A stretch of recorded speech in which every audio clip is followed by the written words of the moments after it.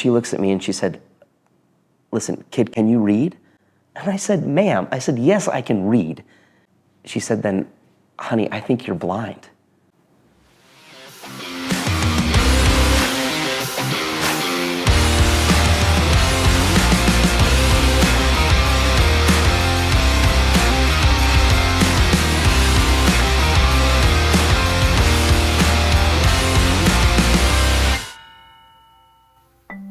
All I have ever wanted to do in my life was to fly helicopters. Growing up, I was literally the kid that had every toy helicopter that you could buy from Toys R Us hanging from my bedroom ceiling. There was just always this innate pull and a fascination to flight and aviation, but specifically to helicopters. We chased a lot of helicopters. Mom, there's a helicopter. Come on, let's go see what's going on. We'd stop whatever I was doing. We'd jump out the car and chase the helicopters, see where they were gonna land. And to be honest with you, it happened all day long. And it got a little bit annoying. For me, rotary flight, it just always represented the ultimate magic carpet ride of aviation. That ability to hover a machine above the earth, and then you could just take off basically anywhere and then land the aircraft on a dime. You know, that concept to me was just so enthralling, and it was captivating, even down to just the sound of the helicopter blades biting into the air. I couldn't get enough of it. I think probably still to this day, one of the greatest moments of my life was when my uncle and my grandpa, who both love aviation, took me to my very first air show at our little community airport. It was up to Heber Air Show, and we kind of lost track of Clint. The first thing I did when I got there is I scoped out all of the aircraft that were on display. There was only one helicopter sitting on the ramp. And so I marched into the FBO and I just started asking everybody that I could if they knew who the pilot was. This loud voice behind me answering, saying, "Who wants to know?" And I started to just tell them how much I loved helicopters, how I wanted to meet the pilot, and I had all of these questions. I gave this guy the biggest sales pitch of my life. Clint's coming out with the guy, and he goes over to the helicopter. He's talking to my dad, and Dad says, "Clint's getting in the helicopter." We looked over there, and the guy's starting a helicopter. They just took off.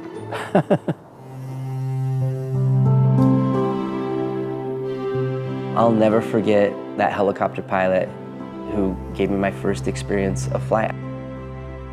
He's sitting there pointing out everything to him. And Clint already knew most of this stuff, and he was amazed at that. Once he got the taste of a helicopter, that pretty much ingrained in his head. And he's never lost that want or dream. After that moment, that's when I was hooked. I knew that becoming a full-time helicopter pilot was exactly what I wanted to do with the rest of my life. And I even remember I wrote in my bucket list, it was number 22, to one day own my own private helicopter. When I was a senior in high school, I ended up enrolling into my local flight school that helped young students just like me gain experience and save on flight costs. On April 28th, 2006, I graduated from that program as a private pilot and officially earned my wings and took that first big step in my aviation career. And then shortly after graduating, I went and did a 2-year study abroad mission for my church. When I came home, one of the first things that I had to do was renew my driver's license. I made an appointment to the DMV. Finally, the lady, she called out my number. I handed her the paperwork. She starts thumbing through everything, and then she said, "Okay, put your head in the black box. We got to test your vision." Put my head in, the screen went white, and there were 6 black dots. She said, "Read the letters." I said, "Ma'am, I think maybe there's a glitch or something's wrong with the machine." She said, "No, you got to push harder." So I push again, same thing, white screen, 6 black dots. She eventually comes around the counter, pushes me out of the way. She puts her head in the black box and she reads out loud, CKGELFWZYN. She looks at me and she said, "Kid, can you read?" "Ma'am," I said, "Yes, I can read." She said, "Then, honey, I think you're blind." And I remember just being so confused, and I looked at her and I said, "Listen, with all due respect, I drove here today." She said, "Well, you're not driving back." She took that stamp, she pushed it on my paperwork, I'm now under house arrest at the DMV. I ended up calling my mom, and I said, Mom, I can't drive home. She's like, what are you talking about? I said, I didn't pass the vision test. And long story short, we ended up at the Moran Eye Center with a doctor who was one of the top leading authorities in a rare and degenerative eye disease known as keratoconus. And as a young 21-year-old kid, my eyes were as bad as an 87-year-old's. Keratoconus is a progressive thinning and steepening of the cornea, and in a lot of cases can lead to scarring and permanent vision loss, in which case a cornea transplant is required. That day in that cold white room with that doctor, he said, Clint, you've got until age 30, maybe 31 until you go blind. And we can do corneal transplants, but the failure rate on that is high, and it's probably not going to help your eyesight improve. That was a hard day. It was a hard day in Dr. Moshe office. As he explained to Clint, he nestled up to him because he knew that this was important to this child. And he said, you will not be a helicopter pilot. He said, it's never going to happen for you. He said, with where we're at right now with your eyes, the technology that's available to us, it's never going to be a possibility for you. And Clint looked at me and I looked at him, and he had tears in his eyes, very disappointed. I didn't want to accept it either. I wanted his dreams to come true. And I didn't want him to face a cornea transplant that may not be successful. We were looking at a lot of things down the road and a lot of devastation for Clint. The sky fell in all around me, and I went from having purpose and passion and direction to literally having no idea what I was going to do with the rest of my life. I ended up going to college, and I graduated with a bachelor's degree, and I worked in the fast-paced medical field as an orthopedic specialist for a long time. I eventually wrote a book. I started my own business as a professional speaker, sharing my story all over the world.